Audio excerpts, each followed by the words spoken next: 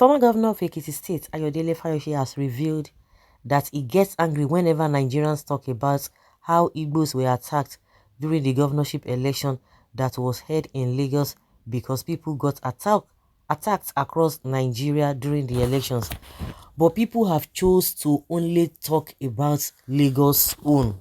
Ayodele Fayose, who spoke in an interview with Arise, alleged that the same occurrence of the 1979 election was what occurred this year, and Lagos State was not the only state which recorded violence in the just concluded elections. The further alleged violence was recorded in Kaduna, Kano, and most of the states in the northeast, but nobody has come out to say that. And for this reason, he gets angry whenever people talk about the way Igbos were attacked during the Lagos elections. He said, I get angry whenever Nigerians talk about how the Igbos were attacked. You know, invariably what he's trying to let us know that, but it happened in other places now. But as this man, if there's any place that this guy has come out to say, to even condemn what happened in Lagos. So, if they talk about Lagos, did it not happen? No, it happened because I watched the interview. It was just blabbing. At some point, they were asking him, okay, what is the solution? This and that. He's trying to justify. He said it happened since 1979. It has been like that. That none of the candidates, none of them is innocent. None of them, that everybody did the same thing. So his anger is that why did they choose to talk about the Igbos? So the Igbos now, but the reason why people are talking about Igbos own is that it involved a whole tribe, and it was worse. It's even the worst compared to other places. Those other ones that happened in other states, they were just isolated cases, random, But when it comes to the issue of Lagos, it was bad. And you are not even condemning it, but you are angry because people are talking about it. Because people are saying it, then you know the gravity of what happened in Lagos. But you are not bothered about that. It has been happening before. What is the big deal? That is what it means. And that day, he disgraced himself.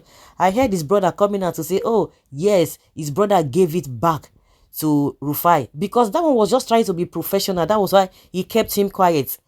And you could see that Fayose was just shouting on top of his voice. To me, he was just crying because it hurt him. And even embarrassed himself that he had even discussed Rufai behind. That he didn't want to have anything to do with him because he believes that he talks to other politicians anyhow, and he came to prove a point. And that one was just looking at him because he just allowed him to rant. If he wanted to, they would have. I was even thinking that he was just going to walk out of the station or out of the interview. So that's to tell you, these guys they don't mean well. They don't really mean well. See, at their old age, and these are the same people who lived abroad. They worked abroad, but they come back to Nigeria because the kind of money they are getting in Nigeria, they can't get it abroad because and that is why they want to continue to keep people in perpetual poverty and ignorance, and for people to be illiterate. That is exactly what they are talking about. You can imagine somebody coming on national TV. He could not even provide any solution. What he was hammering, what he was talking about back and forth. Oh, it's been happening. Oh, no candidate is a saint. All of them are the same. Then what is the way forward?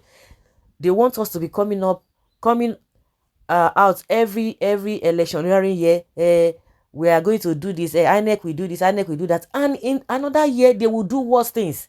We are not even improving at all. We are not improving at all. I said it that before this election, it's like we were at a stage 40. We were still crawling. Before we got to that stage 40, it was a tug of war. We were still struggling to move ahead of that stage. That is my own assessment. Even if some people will tell you that we have not even gotten to stage 40. If you are going to, you are counting 100, you are still in stage 40. Some people will argue that Nigeria is even not up to stage 40. But for my own assessment, just like when you are at that level, after the election, we dropped back again to level 2. Then you know how many years it took us to get to that level. I'm going to use that analogy because that is why everybody is talking about it. But all these corrupt politicians, they just believe that it's not a big deal, it is nothing, and all of that. We know the mindset of these people. They don't want this country to be better. They just want to continue to be aligning with the government of the day. And that is exactly what FFK is doing. So he's angry because they are talking about the incident that happened in Lagos. Is it not worth talking about? The whole world is talking about it. It's not only in Nigeria. The whole world is talking about the incident and the people that perpetrated that evil. They are not even ashamed, but I'm sure they are going to be regretting at the end of the day. Well, Mr. Man, go and sit down. Sir, you are very right. And most of the criers are Igbo themselves. Why always the Igbos? It is them all over other countries of the world. We need to sit down and reason things out and not just single out a particular area. If you are hungry, okay, a shameless cry governor, you still have mouth to talk, Abby. Devil will surely baptize you. Were the Yorubas not attacked in East? And they were attacked now, but the manner at which it happened in Lagos, it was something else. And that's the difference. That is the difference. If you want to go to that route, you see these people, like I've always said, the northerners, they have finished their own. The Buhari don't finish now. Now the southwest Yoruba people now they want all of now they use Igbos. At the end of the day, your lives are not better off. We are still in the same country suffering the same thing. Your life is not better. You don't have a special market. You don't have a special CBN. You don't have a special rate. You don't have a special this, special that. Everybody still goes back to this thing, and you are supporting all these politicians. It's just unfortunate. Okay, Fayose, it looks like you are planning to join APC, and who knows, something can drop for you there. After all, you have just been suspended from PDP. Gradually, the tone of your voice is tilting towards the people you have been demonizing all this. Why?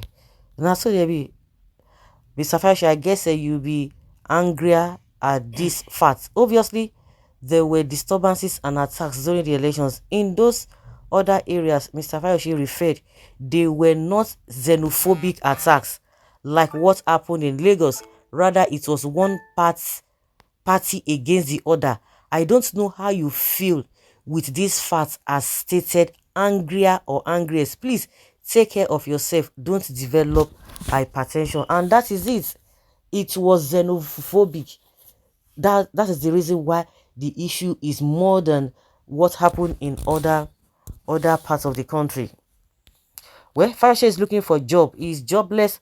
That is why he's confusing himself with senseless talk. He was even boasting in that interview that Tinubu won in Ekiti, that he was the one that made that to happen. So telling the whole world, even to let Tinubu know that I'm the one who I'm instrumental to your victory in Ekiti State.